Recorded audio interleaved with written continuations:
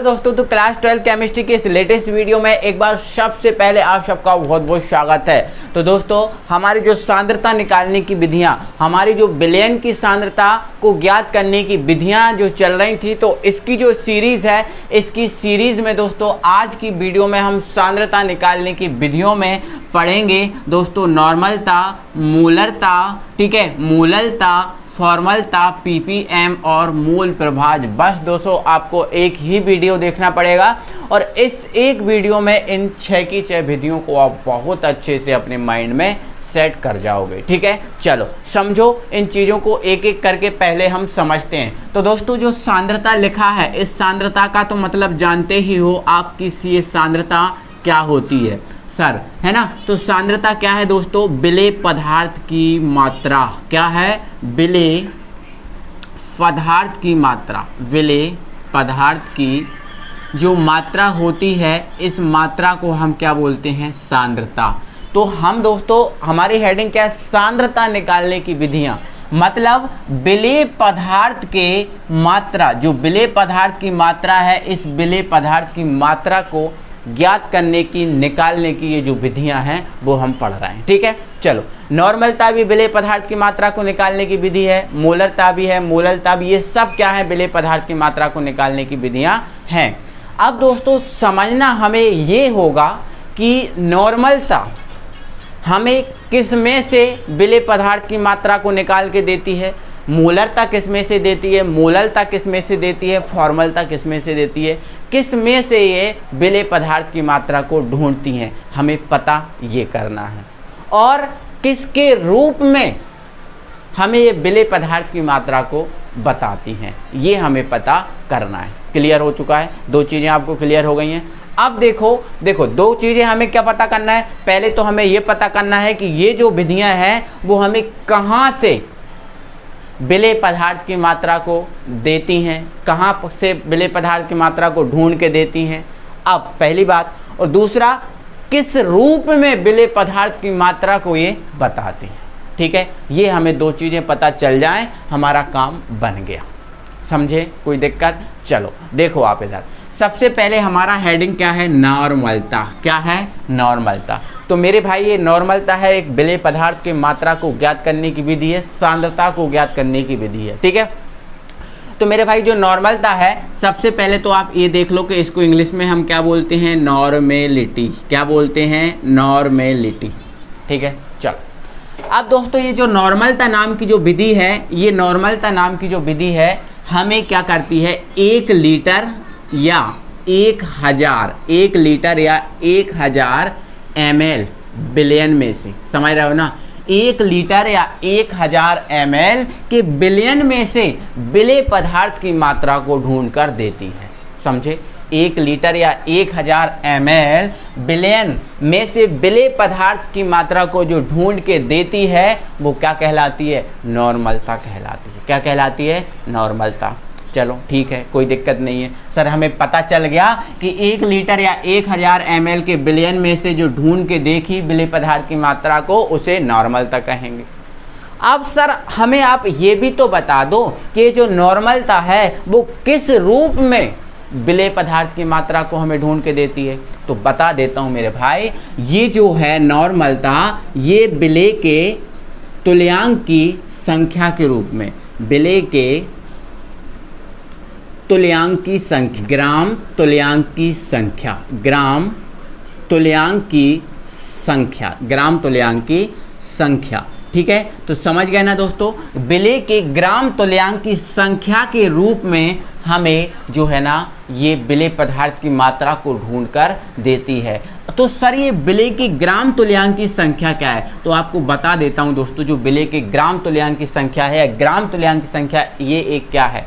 मात्रक है। क्या है? ये एक मात्रक है। और इस ग्राम तुल्यांक की संख्या का जो सूत्र होता है, ग्राम तुल्यांक की जो संख्या होती है, इसका सूत्र होता है द्रव्यमान, द्रव्यमान बटे तुल्यांक की भार, द्रव्यमान बटे तुल्यांक की भार, द्रव्यमान बटे तुल्यांक की भार। अब ये सर ये तुल्यांक की भार आप बीच में कहाँ से ले आए? ये कहाँ से आ गया, तो बिल्कुल आपको टेंशन नहीं लेना है। तुल्यांकी भार क्या होता है बता देता हूँ मेरे भाई। जो आपका तुल्यांकी भार होता है, ठीक है, एक सेकंड समझो यहाँ पर, तुल्यांकी भार बराबर होता है आणविक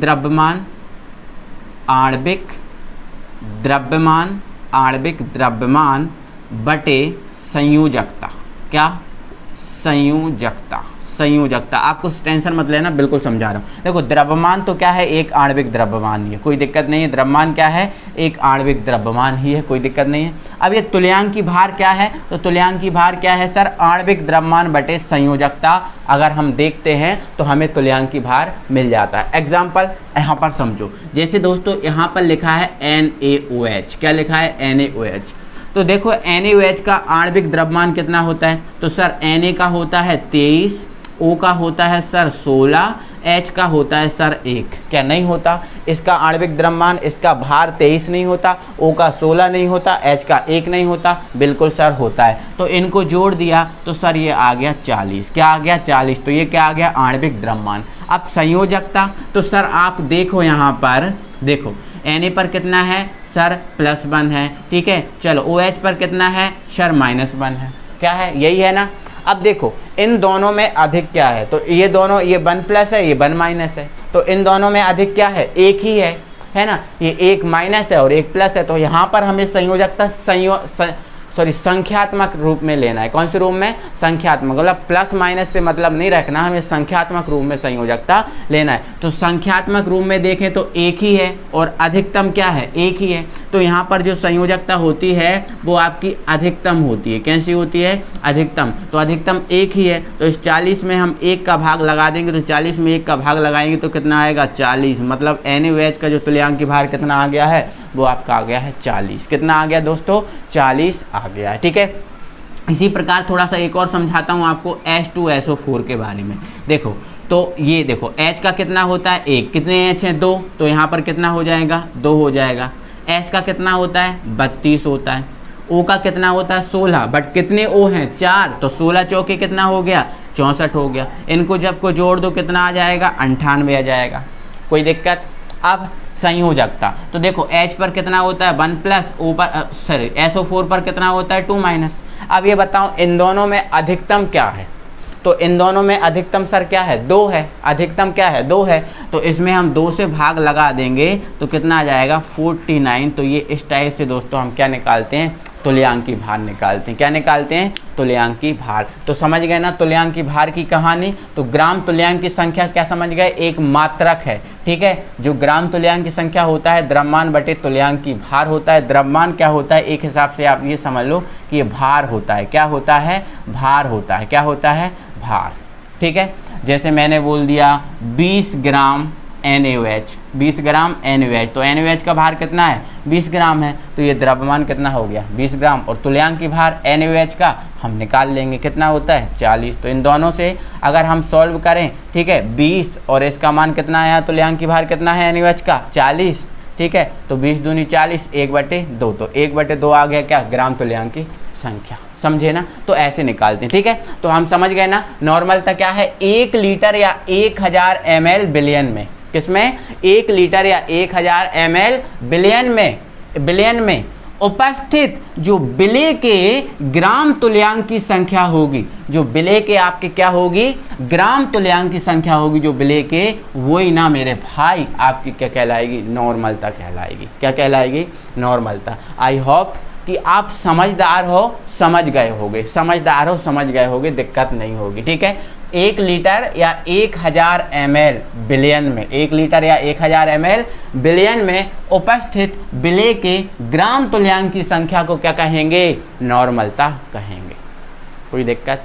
बस आपको ध्यान रखना है कि नॉर्मलता विलेय पदार्थ की मात्रा को किस में ढूंढ के देती है? तो ग्राम तुल्यांक की संख्या के रूप में ढूंढ कर देती है। किस में से ढूंढती है? 1 लीटर या 1000 ml के बिलियन में से ये ढूंढ कर देती है। कोई दिक्कत? चलो, है ना। तो ये कहानी आप समझ गए हो, ठीक है। परिभाषा आपको कॉपी में लिखना है तो क्या लिखोगे? 1 लीटर या 1000 ml बिलियन में उपस्थित विलेय के ग्राम तुल्यांक की संख्या को नॉर्मलता कहते हैं। क्या कहते हैं, नॉर्मलता कहते हैं। अब दोस्तों इसे व्यक्त कैसे करते हैं, तो ध्यान रखना ये नॉर्मलिटी इसको इंग्लिश में बोलते हैं, तो इसको हम व्यक्त किससे करेंगे, कैपिटल एन से। कैपिटल एन से इसको हम व्यक्त करेंगे, किसको, नॉर्मलता। कोई दिक्कत, चलो आगे आपको समझाता हूँ। कैपिटल एन से व्यक्त करेंगे। अब इसके मात्रक की भी ज़रूरत होती है ना, तो नॉर्मलता का मात्रक क्या है उसकी भी ज़रूरत होती है, ठीक है। तो देखो यहाँ पर दोस्तों जो विलेय है वो क्या है, ग्राम तुल्यांक की संख्या के रूप में है, ग्राम तुल्यांक की संख्या के रूप में है। और जो बिलियन है वो किस में है, आपका लीटर में है। किस में है, लीटर में है। तो इसका मात्रक दोस्तों होगा ग्राम तुल्यांक की संख्या, ग्राम तुल्यांक की संख्या, शॉर्ट में लिख दिया, पर लीटर। ग्राम तुल्यांक की संख्या पर लीटर जो है ना, इसका क्या हो जाएगा, मात्रक हो जाएगा। किसका, नॉर्मलता का। ग्राम तुल्यांक की संख्या, ग्राम तुल्यांक की संख्या पर लीटर इसका मात्रक हो जाएगा। पूरा हम क्लियर कर चुके हैं, कोई दिक्कत नहीं है, ठीक है। ये हम समझ चुके हैं, तो ये चीज़ भी अपने माइंड में डाल लो, ये चीज़ भी अपने माइंड में डाल लो। बाकी दोस्तों आज जो है ना पढ़ाया जा रहा है उसकी पूरी की पूरी PDF हम हमारे टेलीग्राम चैनल पे डाल देंगे। आप जाके वहाँ से देख लेना, इस PDF को समझ लेना और अपनी कॉपी में नोट कर लेना, ठीक है। चलो आगे बढ़ाता हूँ दोस्तों। अब मैं दोस्तों क्या करता हूँ, जो नॉर्मलता है, नॉर्मलता के कुछ फॉर्मूले आपको बताता हूँ, फॉर्मूले निकाल के आपको समझाता हूँ, दिखाता हूँ, ठीक है दोस्तों। इसका स्क्रीनशॉट यदि आपको लेना है तो इसका स्क्रीनशॉट आप ले लीजिए। दोस्तों आपको ध्यान रखना है, जो नॉर्मलता है, इस नॉर्मलता का जो आपका फर्स्ट फार्मूला बनेगा वो बनेगा विलेय के ग्राम तुल्यांक की संख्या बटे बिलियन का लीटर में आयतन। क्यों बनेगा ये, आपको देखो, आप समझो। यहाँ पर देखो विलेय है आपका ग्राम तुल्यांक की संख्या में, तो विलेय के ग्राम तुल्यांक की संख्या हमने लिया, और बिलियन किस में है, लीटर में, तो बिलियन का लीटर में आयतन। बस आपको ध्यान रखना है कि फॉर्मूला में छोटा वाला ऊपर और बड़ा वाला नीचे। विलेय छोटा है और बिलियन बड़ा है, तो छोटा वाला ऊपर, बड़ा वाला नीचे, ठीक है। अब आगे आप समझो, आगे की स्थिति जो आपकी बनेगी उस स्थिति में मैं दो काम करूंगा, समझना उसको। देखो आपको पहले तो विलेय के ग्राम तुल्यांक की संख्या का फॉर्मूला लगाऊंगा मैं इसमें, ठीक है। और दूसरा देखो, पहला आपका फॉर्मूला बन गया। अगर आपको विलेय के ग्राम तुल्यांक की संख्या और बिलियन का लीटर में आयतन दिया है तो आप डायरेक्टली इस फॉर्मूले का यूज़ करके, इस फॉर्मूले का यूज़ करके आप न्यूमेरिकल सॉल्व कर जाओगे। बाकी दोस्तों ये आपका बहुत छोटे लेवल के लिए काम आएगा, लेकिन आपको स्टैंडर्ड लेवल है ना, आपको कॉम्पिटिटिव एग्ज़ाम भी देना होते हैं, नीट, JEE है ना, तो इनके लिए ये चीज़ आपकी पर्याप्त नहीं है, तो इसके लिए हम थोड़ा सा आगे बढ़ाएंगे, ठीक है। और आपके जो 12th लेवल है उसमें भी अब दोस्तों इससे बहुत कम फॉर्मूल न्यूमेरिकल आते हैं, तो इसको हम थोड़ा सा करेंगे, आगे बढ़ाएंगे, ठीक है। तो देखो विलेय के ग्राम तुल्यांक की संख्या का दोस्तों हम क्या लगाएंगे, फॉर्मूला, और यहाँ पर जो लीटर दिया है इस लीटर को हम किस में बदल देंगे, ml में बदल देंगे। किस में बदलेंगे, ml में, ठीक है। चलो यहाँ पर देखो, जब लीटर को ml में बदलते हैं तो 1000 से हम क्या करते हैं, गुणा करते हैं, ठीक है, ये चीज़ समझ गए। और ग्राम तुल्यांक की संख्या का फॉर्मूला क्या है, ग्राम तुल्यांक की संख्या का फॉर्मूला क्या है सर, भार या फिर मतलब द्रव्यमान बोलें, ठीक है, और भार बटे तुल्यांक की भार, ये आपका फॉर्मूला है। भार बटे तुल्यांक की भार शॉर्ट में लिख दिया, तो यहाँ फॉर्मूला लगाऊंगा, ठीक है। तो ये विलेय के ग्राम तुल्यांक की संख्या है, तो ये विलेय का भार हो जाएगा और विलेय का तुल्यांक की भार, ठीक है। तो ये हो जाएगा विलेय का भार या विलेय की मात्रा, विलेय का भार या विलेय की मात्रा, ठीक है, बटे क्या हो जाएगा, बटे विलेय का तुल्यांक की भार, विलेय का तुल्यांक की भार। अब देखो ये चीज़ बटे में चली गई, अब इसका सूत्र रखा तो ये बटे में आ गया, और बटे में पहले से कौन है, बिलियन का लीटर में आयतन, ये पहले से ही है, और जिसको हम किस में बदल रहे हैं, ml में, ठीक है। तो अब यहाँ पर लीटर को ml में बदलेंगे तो हम क्या करेंगे, 1000 से इसमें क्या कर देंगे, गुणा कर देंगे, क्योंकि लीटर को ml में बदल दिया। और बिलियन का लीटर में आयतन है तो इसको ml में चेंज कर देंगे, तो क्या लिख देंगे, बिलियन का ml में आयतन, बिलियन का ml में आयतन। क्लियर हो चुका है। अब ये हमारा एक दूसरा फॉर्मूला बन गया जो हमेशा आपको काम आएगा।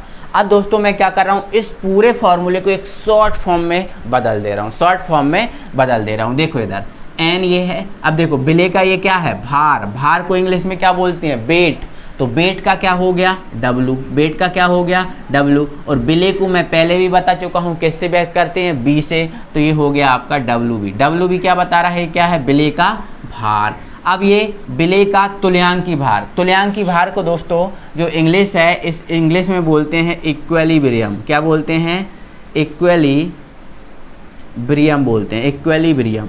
तो तुल्यांकी भार को इंग्लिश में क्या बोलेंगे, इक्विलिब्रियम। तो इक्विलिब्रियम का क्या हो गया, ई हो गया, ठीक है। बिले है तो बिले का क्या हो गया, बी हो गया, ठीक है। चलो समझ गए। अब बिले का आयतन, आयतन को क्या बोलते हैं, वॉल्यूम, वॉल्यूम मतलब भी, ये किसका है, बिलियन का है, तो डायरेक्ट आप भी लिखा रहने दो क्योंकि ये तो बिलियन का है ना, कोई दिक्कत नहीं है, ठीक है। चलो आगे बढ़ें, कोई दिक्कत। इनटू में क्या लगा दो, 1000, तो ये इनटू में लगा दिया हमने 1000।